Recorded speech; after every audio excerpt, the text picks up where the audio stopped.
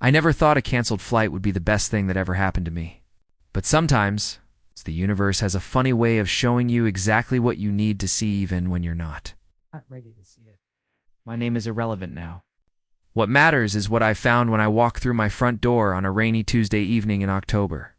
12 hours earlier than expected. What matters is how my entire world shattered in the span of 60 seconds. And what matters most is what I did about it, but I'm getting ahead of myself. Let me take you back to the beginning. I had been married to my wife, let's call her Emma, for 7 years. We met in college, one of those classic library romance stories where I accidentally spilled coffee on her psychology textbook and spent the next hour apologizing while she laughed at my awkwardness. She had this infectious energy, this way of making even the mundane feel magical. When she smiled, it felt like the sun breaking through clouds. We got married. Young-Ye was 25. She was 23. Everyone said we were rushing, but we didn't care. We were in love, and that felt like enough. For a long time it was. I worked in sales for a medical device company, a job that required frequent travel. Emma was a freelance graphic designer who worked from home. Our arrangement seemed perfect. I'd travel for work. She'd have her creative space, and when I came home, we'd reconnect like magnets snapping back together, or at least, that's what I thought was happening. The trip to Denver was supposed to be a standard 3-day conference. Boring presentations, forced networking, hotel coffee that tasted like regret. I was scheduled to fly back on Wednesday evening, landing around 9 p.m. Emma knew my itinerary. We'd even talked that morning about what to order for dinner when I got home. But then Tuesday afternoon rolled around, and I got the notification. Flight canceled due to mechanical issues. The airline offered to rebook me for the next day, but I was exhausted and honestly just wanted my own bed. So I did what any tired traveler would do. I booked a different flight on another airline. One that left in 2 hours and would get me home by 7 p.m. instead. I texted Emma. Flight got canceled, but found another one. I'll be home around 7 tonight instead. Can't wait to see you. I watched the message show as delivered. Then read. Those 2 little check marks that confirmed she'd seen it, but she never replied. I didn't think much of it at the time. Emma wasn't always great with her phone. Sometimes she'd get absorbed in a design project and forget the outside world existed. It was one of the things I'd learned to accept about her. The flight home was unremarkable. I sat in a middle seat between a businessman who snored and a college student who watched videos without headphones. I tried to sleep but couldn't. Something felt off, though I couldn't name it. Just this low-level anxiety humming beneath my skin. We landed at 6:45. I grabbed my carry-on and headed to the parking garage, that familiar concrete maze that always smelled like exhaust and rain. My car was where I'd left it. I threw my bag in the trunk and started the 30-minute drive home. Our house was in a quiet suburban neighborhood, the kind of place where people knew their neighbors and left their garage doors open during summer barbecues. We'd bought it 3 years ago, stretching our budget to make it work. But Emma had fallen in love with the backyard and the kitchen with its big windows. I'd have bought her anything to see that smile as I pulled onto our street. I noticed her car in the driveway. Normal. The living room lights were on. Also normal. But there was another car parked on the street directly. In front of our house, a black sedan. I didn't recognize. I felt that anxiety spike a little higher. I parked in the driveway behind Emma's car and sat there for a moment, telling myself I was being paranoid. It was probably a friend. Maybe her sister. Emma had people over sometimes when I traveled. It was fine. Everything was fine. I grabbed my bag and walked to the front door, fishing my keys from my pocket. The porch light wasn't on, which was strange. Emma always turned it on when she knew I was coming home, but I'd texted her hours ago. Maybe she forgot. Maybe she didn't check her phone after reading my message. I unlocked the door as quietly as possible, not wanting to startle her if she had company. The moment I stepped inside, I heard voices coming from upstairs. Emma's voice, light and laughing, and another voice, male, deep, intimate. My stomach dropped. I stood frozen in the entryway, my rational brain trying to construct innocent explanations while my gut screamed the truth. Maybe it was a client. Maybe it was her brother. Maybe it was then I heard her laugh again. That specific laugh she used to reserve for me. Playful, flirtatious, followed by the sound of footsteps above my head. Moving toward her bedroom, I set my bag down carefully, my hands shaking. I took off my shoes, and I climbed the stairs one silent step at a time. Each creak of the wood amplified in the stillness of the house. Our bedroom door was halfway open. The light from inside spilled into the dark hallway like an accusation.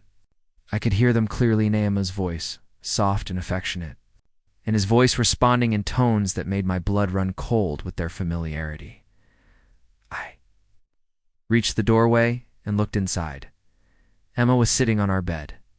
Our bed, wearing one of my old t-shirts and nothing else. Next to her, with his arm around her shoulder, was Marcus, my best friend since high school, the guy who'd been my best man at our wedding, the guy I'd trusted with everything. They were watching something on her laptop, completely absorbed, completely comfortable. Marcus said something I couldn't hear, and Emma leaned into him, resting her head on his shoulder with an ease that spoke of repetition, of routine, of something that had been happening for far longer than just this moment. I don't remember deciding to speak. The word just came out, flat and dead. Hey. The effect was instantaneous. Emma's head whipped toward the door, her eyes going wide. Marcus jerked away from her, like he'd been electrocuted, his face draining of color. The laptop nearly fell off the bed. "Oh my God," Emma gasped, clutching the t-shirt to her chest even though she was already covered. "You're not supposed to be home until tomorrow." Not I can explain. This isn't what it looks like. It's just the simple observation that I wasn't following the schedule she'd been counting on. I stood there, looking between my wife and my best friend, and felt something fundamental break inside me. It wasn't a dramatic shattering. It was quiet, final. Like a rope that had been fraying for years, finally snapping under weight it could no longer hold. "Flight got canceled," I said, my voice eerily calm. "I texted you. You read it?" Emma's hand flew to her mouth. "I didn't see. I saw it, but I didn't." "You didn't think to check?" I finished for her. "Or you did check, and you just didn't care." Marcus stood up, his hands raised in a placating gesture I'd seen him use 1,000 times before when trying to smooth over awkward situations. "Man, listen, this isn't... don't." The single word came out with enough force that he actually stepped back. "Don't you dare try to explain this away." Emma was crying now, tears streaming down her face, but they felt performative somehow. Like she was crying because it was what she was supposed to do, not because she actually felt remorse. "Please, just let me explain. We didn't mean for this to happen." That phrase. We didn't mean for this to happen. As if their betrayal was just some unfortunate accident, like spilling wine on a carpet or forgetting an anniversary. As if they'd just tripped and fallen into my bed together. I asked. They looked at each other, a silent communication passing between them that made me want to vomit. Emma turned back to me, her voice small. 6 months. 6 months. Half a year. While I'd been traveling for work, trusting them both implicitly, they'd been building this separate relationship behind my back. I thought about all the times Marcus had come over for dinner. All the times I'd invited him to hang out. All the inside jokes and easy friendship. Every moment had been a lie. "Get out," I said to Marcus. He hesitated, looking at Emma like he needed her permission. That small gesture told me everything I needed to know about the dynamic between them. I said, "Get out." My voice was still calm, but there was steel underneath it now. "If you're still in my house in 30 seconds, I'm calling the police and reporting you for trespassing." Marcus grabbed his jacket from my bedroom chair and walked past me without meeting my eyes. I heard him rush down the stairs and out the front door. His car started moments later and pulled away from the curb with the urgency of someone fleeing a crime scene, which, I supposed, he was. Emma and I stood in silence, the bedroom suddenly feeling enormous and claustrophobic at the same time. She'd pulled on a pair of sweatpants but still wore my t-shirt, and the sight of it made my chest ache with a grief I couldn't fully process yet. "I'm so sorry," she whispered. "I never wanted you to find out like this." "How did you want me to find out?" The question surprised even me. She looked up, confused. What? How did you want me to find out, Emma? Did you have a plan? Were you going to tell me eventually? Or were you just going to keep doing this until you got bored or until I caught you in some less convenient way? She didn't answer, which was an answer in itself. I walked to our closet and pulled out a suitcase. Emma watched me in growing panic as I started throwing my clothes into it. What are you doing? Leaving. Wait, please. We need to talk about this. We can work through this. I stopped and looked at her directly for the first time since walking into the room. Work through what, exactly? The 6 months of lying? The affair with my best friend? The fact that you're wearing my shirt after being with him in our bed? We didn't. She couldn't even finish the sentence. I don't actually care what you did or didn't do tonight, I said, returning to my packing.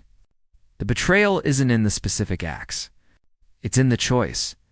The continuous, repeated choice to lie to me every single day for half a year. I packed enough for a week. My hands moving on autopilot while my brain tried to process the nuclear-level disaster my life had just become. Emma sat on the bed, crying harder now, making these little hiccuping sounds that used to make me want to comfort her. Now they just made me tired. Where are you going to go? She asked. Hotel. Maybe my brother's. It doesn't matter. This is your house too. I should be the one to leave. I can't be here right now, I said, zipping the suitcase. And honestly, I don't trust what I might do or say if I stay. So I'm leaving? Tomorrow, I'm calling a divorce attorney. I suggest you do the same. The word divorce made her flinch like I'd slapped her. Don't say that, please. We've been together for almost 10 years. We can get counseling. We can fix this. I walked to the doorway and turned back to look at her one last time. You can't fix something this broken, Emma. And even if you could, I wouldn't want to. The person I loved wouldn't have done this. Which means the person I loved doesn't exist anymore. Maybe she never did. I left her crying on the bed and walked downstairs, grabbed my bag from the entryway, walked out the front door into the cool October night. Got in my car and drove away from the only home I'd known for 3 years. I didn't cry, not yet. I was too numb, too shocked. Existing in that strange space between the explosion and feeling the shrapnel, I checked into a Holiday Inn 15 minutes away. The room was generic and sterile, which felt appropriate. I sat on the bed and stared at the wall until my phone started buzzing. Texts from Emma, calls from Emma, a voicemail from Marcus asking me to call him so we could talk about this like adults. I blocked them both. Then I called my brother, Daniel. It was late, almost 10 p.m., but he answered on the second ring. Hey, what's up? Emma's been sleeping with Marcus, I said, the words feeling unreal even as I spoke them. I caught them tonight. I'm getting a divorce, was a long pause. Then, I'm coming to get you. Where are you? Daniel picked me up 20 minutes later. He didn't ask questions, didn't push me to talk. He just drove me to his apartment across town and set me up on his couch with a blanket and a beer. His wife, Rachel, emerged from the bedroom in her pajamas, took one look at my face, and gave me a hug that finally broke the dam. I cried for the first time then. Not pretty crying. Ugly, gutty-chenching sobs that came from somewhere deep and primal. Rachel held me while I fell apart, and Daniel sat nearby. His jaw clenched in the specific way that meant he was furious but trying to hold it together for my sake. When I finally calmed down enough to speak, I told them everything. The canceled flight. Coming home early, walking in on Emma and Marcus, the 6 months of lies, all of it, that absolute piece of Daniel started, but Rachel cut him off with a look. What do you need? She asked me gently. How can we help? I don't know, I admitted. A lawyer, I guess? And time? I need time to figure out what the hell I'm supposed to do now. You'll stay here as long as you need, Daniel said firmly. And tomorrow, we're calling Jack. Jack was Rachel's brother, a divorce attorney who'd built his reputation on protecting his clients' interests aggressively and thoroughly. I'd met him a few times at family gatherings. He seemed nice enough, but I'd never imagined I'd need his services. That night, I lay on Daniel's couch and stared at the ceiling, my mind replaying the scene over and over. Emma's face when she saw me, Marcus's guilty expression, the casual intimacy between them that spoke of countless similar moments I'd been too blind to see. How had I missed it? Were there signs? Looking back, I could almost convince myself there were. Emma had seemed distant lately. Distracted, she'd started going to the gym more often, bought new clothes, changed her hair. I'd thought she was just going through a phase, just trying to feel good about herself. Now those things took on a sinister new meaning. And Marcus. God, Marcus. We'd been friends for 15 years. He'd been there when my dad died. I'd been there when he lost his job. We'd celebrated each other's successes and supported each other through failures. Or at least I thought we had.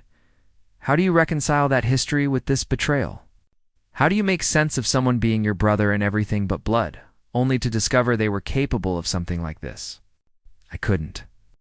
So I stopped trying and eventually fell into a fitful sleep filled with fragmented dreams. I couldn't remember in the morning. The next few days were a blur of logistics and emotional devastation. Jack, the attorney, was exactly what I needed: professional, efficient, and reassuringly cutthroat.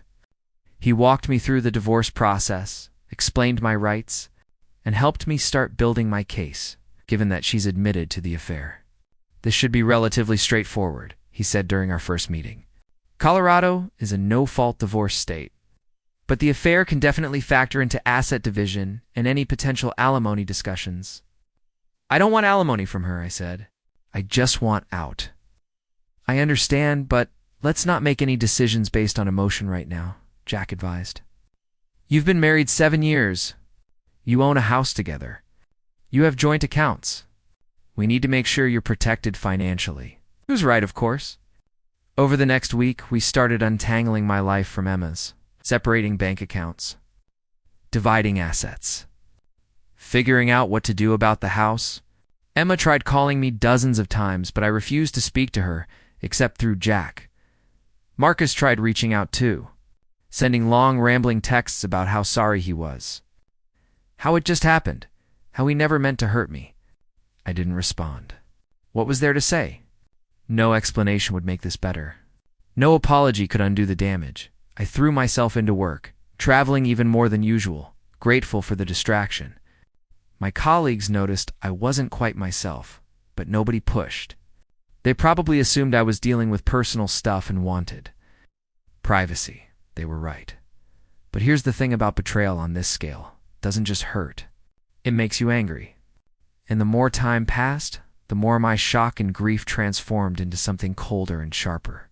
I'd spent the first week crying and reeling. By the second week, I was starting to plot. I'm not proud of what I did next, but I'm not ashamed of it either. Sometimes, when people break you, you have to break them back. Not out of cruelty, but out of necessity. To prove to yourself that you still have power. That you're not just a victim. That's when I decided to really dig into what had been happening while I was away. I'd always had access to our shared laptop, the one Emma used for her design work. She'd never changed the password. Why would she? She thought I was the trusting, oblivious husband who would never think to snoop. She was right. Until she'll want one night while staying at Daniel's. I logged into the laptop remotely using the cloud backup service we both used. It took about 5 minutes to find what I was looking for. Messages. Hundreds of them. Between Emma and Marcus, dating back 8 months. Even longer than she'd admitted. I should have stopped reading after the first few. They were exactly what you'd expect flirtatious at first, then increasingly sexual, then settling into the comfortable patterns of people in a relationship. Pet names. Inside jokes. Plans for when I'd be out of town, but I didn't stop. I read every single one, subjecting myself to a special kind of torture because I needed to know. I needed to understand the scope of the betrayal. What I found was worse than I'd imagined. It wasn't just sex. They'd built an entire relationship. They talked about their future together, about what life would be like when Emma figured out how to tell me. They'd gone on dates, dinner at restaurants I'd recommended to Emma, hikes at spots where she and I used to go, even a weekend trip to the mountains that Emma had told me was a solo retreat to clear her head. They'd been playing house with my life as their cover story. But the worst part, the part that made my hands shake with rage, was what they'd said about me. "He's so clueless," Emma had written. "Sometimes I almost feel bad, but then I remember how boring he is, and I don't." Boring. 7 years of marriage, and I was just boring to her. Marcus had responded. "He's always been kind of oblivious. Makes it easier for us, though. They'd laughed about me, mocked me, turned my trust into a joke they shared." I sat there in the dark, staring at the screen, and felt something crystallize inside me. This wasn't just about Emma leaving me for someone else. This was about two people who'd systematically betrayed and belittled me while enjoying the life I'd provided. That's when I decided I wasn't just going to divorce Emma. I was going to make sure Shan and Marcus understood exactly what they'd lost and what their choices would cost them. But I was going to be smart about it. Legal, ethical even. I wasn't going to do anything I'd regret. I was just going to use the truth as a weapon, because sometimes the truth is the sharpest blade of all. Step 1 was documentation. I downloaded everything. Every message, every photo, every receipt from their dates and trips. I created a comprehensive timeline of their affair, backed up with evidence that would be admissible in court if needed. Jack was impressed when I brought it to him. "This is thorough," he said, scrolling through the file I'd prepared. "This makes our job significantly easier. Can we use it?" I asked. "Absolutely. This proves the affair, the duration, and potentially that marital assets were used to fund it. Those restaurant bills? That hotel room? That's money from your joint account. We can argue she committed financial fraud." "Do it," I said. Step 2 was social. I'd been quiet about the divorce, not announcing it publicly, letting Emma control the narrative among our friends and family. But I was done being quiet. I didn't post anything dramatic on social media. I didn't need to. Instead, I started reaching out to people individually, friends, family, mutual acquaintances. I told them what happened, calmly and factually. I see. With evidence when they asked for it. The response was immediate and overwhelming. People were horrified. Emma's own sister called me in tears, apologizing for her sister's behavior. Several of our mutual friends reached out to say they'd suspected something was off but hadn't wanted to believe it. A few admitted they'd seen Emma and Marcus together in public and thought it was strange but assumed it was innocent. Marcus's girlfriend, a detail I hadn't known about, called me after one of our mutual friends told her what happened. Turns out, Marcus had been cheating on her too, telling her he was working late or hanging with the guys when he was actually with Emma. She was devastated. We talked for over an hour, comparing notes, realizing how thoroughly we'd both been deceived. She broke up with him that night and sent me screenshots of their breakup conversation, where Marcus tried to minimize what he'd done. It wasn't serious with her. He'd told his now ex-girlfriend, "You're the one I love." It's the same thing he'd probably told Emma about me by the end of the second week. Emma's and Marcus's reputations were in tatters. Not because I'd launched some vindictive smear campaign, but simply because the truth had come out and people had drawn their own conclusions. Emma tried to do damage control, posting vague things on social media about mistakes and growth, but it was too late. Her design clients started dropping her not because of the affair necessarily, but because word spread that she was dishonest and unreliable. If she could lie to her husband for 6 months, what else might she lie about? Marcus lost friends. His social circle evaporated. The guys he used to hang out with, many of whom were also my friends, wanted nothing to do with him. One even told me that Marcus had tried to play the victim, acting like the affair was somehow my fault for traveling too much and neglecting Emma. Nobody was buying it. Step 3 was the house. Emma wanted to keep it, arguing that she needed stability and that I could afford to live somewhere else. Jack shut that down immediately. "Your name's on the deed," he told me. "She has no legal right to force you out, and given the evidence of the affair, we can make a strong case that you should retain primary ownership." We filed for the house to be sold, and the proceeds split. But with me getting a larger share to compensate for the marital assets Emma had essentially stolen by funding her affair. Emma fought it, but when Jack showed her lawyer the evidence we had, They backed down quickly. The house sold in 3 weeks. It was a good neighborhood and a competitive market. I netted enough from my share to put a down payment on a condo downtown. A bachelor pad with floor-to-ceiling windows and a view of the city skyline. It was smaller than the house, but entirely mine, untainted by memories of betrayal. Emma had to move back in with her parents. A humiliation she'd complained about extensively to friends who then told me about it. She'd gone from a comfortable suburban home to her childhood bedroom at age 30. The poetic justice wasn't lost on me, but I still wasn't done. Step 4 was professional. This one required more delicacy, but it was also the most satisfying. See, Marcus worked in sales too, at a competing medical device company. We'd often joked about trying to poach each other's clients, engaging in friendly rivalry, but I'd never actually done anything about it because he was my friend and I respected professional boundaries. I no longer had any reason to respect those boundaries. I started reaching out to Marcus's biggest clients, the ones I knew were unhappy with his service or looking to switch vendors. I didn't badmouth him. I didn't need to. I just offered better prices, better terms, better service, and because I was good at my job and had a strong reputation in the industry, they listened. Over the next 2 months, I successfully converted 3 of his major accounts. Combined, they represented about 30% of his annual commission. His income took a significant hit, and his boss started asking uncomfortable questions about why his numbers were dropping.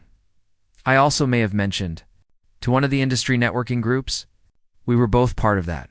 Marcus had been engaged in unethical behavior, backing it up with evidence of how he'd used company time and resources to conduct his personal affair. The group had a strict ethics code. Marcus was quietly asked to leave. Was it petty? Probably. Did it feel good? Absolutely. The divorce was finalized for months after I caught them. It was relatively quick, given that Emma eventually stopped fighting and just wanted it over with. She got her share of the assets, but it was significantly less than she would have gotten if she'd negotiated from a position of strength instead of guilt and exposure. Jack called me with the news on a Tuesday morning. "It's done," he said. "You're officially a free man." I thanked him, hung up, and sat in my new condo, waiting to feel something. Relief, sadness, anger, but all I felt was tired. 7 years of my life gone. A friendship that had defined my 20s, destroyed. The future I'd imagined kids, growing old together, building a life, erased like it had never existed, but slowly. As the weeks passed, something else started to emerge from the wreckage. Something I hadn't felt in a long time, peace. I wasn't waking up every day wondering if Emma was happy. I wasn't trying to figure out why I felt like something was missing. I wasn't carrying the weight of a relationship that had been dying for months, without me realizing it. I was free. 6 months after the divorce, I ran into Emma at a coffee shop. It wasn't planned, just one of those random encounters that happen in a city. It's not quite big enough to avoid people forever. She looked different. Older, somehow tired. Her hair was shorter, styled differently than I remembered.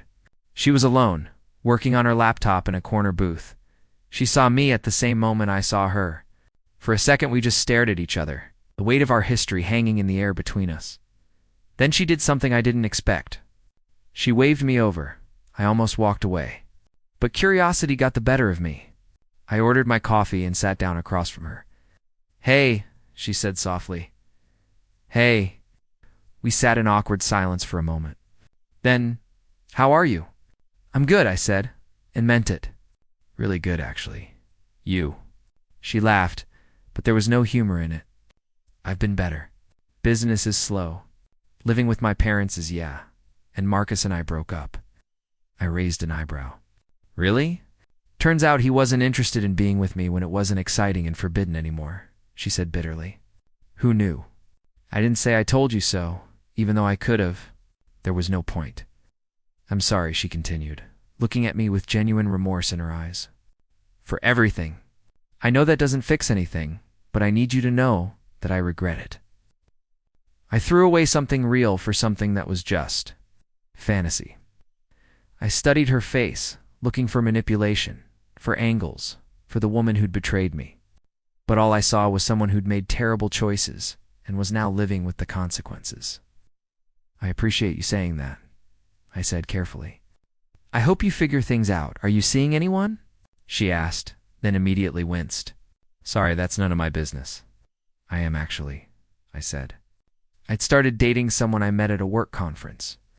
A warm and genuine person who made me laugh and didn't carry the baggage of my past.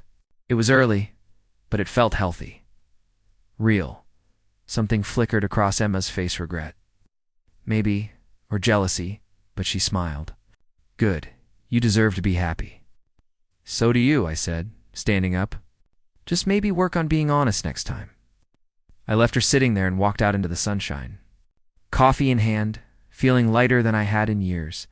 People ask me sometimes if I regret how I handled everything. If I think I was too harsh, too calculated in my revenge, the answer is no. I didn't hurt them physically. I didn't lie about them or spread false information. I didn't do anything illegal or unethical. I simply allowed the natural consequences of their actions to play out. And maybe I helped those consequences along a little bit. Emma and Marcus made choices. They chose to betray me. They chose to lie. They chose to mock me behind my back. And when those choices came to light, they faced the repercussions in their relationships, their reputations, and their careers. That's not revenge. That's accountability. The real revenge, if you can even call it that, is the life I've built since. The life where I'm not constantly anxious, not wondering what I did wrong, not trying to fill a void that existed because the person I loved had one foot out the door. I'm thriving now. My career is better than ever. My relationships are honest and fulfilling. I wake up every day in a home that's mine, surrounded by people who value and respect me, and Emma. Last I heard, she's still with her parents, still trying to rebuild her business, still single. Marcus moved to another city to escape his reputation. Starting over from scratch with no friends and no girlfriend, they got exactly what they deserved, each other's absence and the long, slow realization of what they lost. Here's what I learned from all of this. Betrayal doesn't just hurt in the moment. It reshapes you. It forces you to question everything you thought you knew about trust and love and friendship. It makes you harder, more cautious, more aware of the ways people can hurt you, but it also makes you stronger. It teaches you that you can survive devastation and come out the other side, not just intact, but better. It shows you who your real friends are, who your family is, what you're actually capable of when pushed to your limits. That canceled flight was the worst and best thing that ever happened to me. It destroyed my marriage, but it saved me from wasting more years with someone who didn't value me. It ended a friendship, but it revealed that the friendship was never as real as I thought. Most importantly, it taught me that the best revenge isn't about hurting the people who hurt you. It's about building a life so good, so full, so genuinely happy that their absence becomes a gift rather than a loss. And that's exactly what I did. So if you're going through something similar, if you've been betrayed, lead to cast aside by people you trusted, know this, it gets better. Not immediately, not easily, but eventually you'll look back on the worst day of your life and realize it was also the first day of something new, something better, something yours. The universe has a funny way of showing you what you need to see, even when you're not ready for it. Sometimes a canceled flight is just the beginning of learning to fly on your own. If this story resonated with you, let me know in the comments. Have you ever experienced a betrayal that ended up being a blessing in disguise? And if you want to hear more stories about life, revenge, and finding strength in the darkest moments, make sure to subscribe. Trust me, you won't want to miss what's coming next.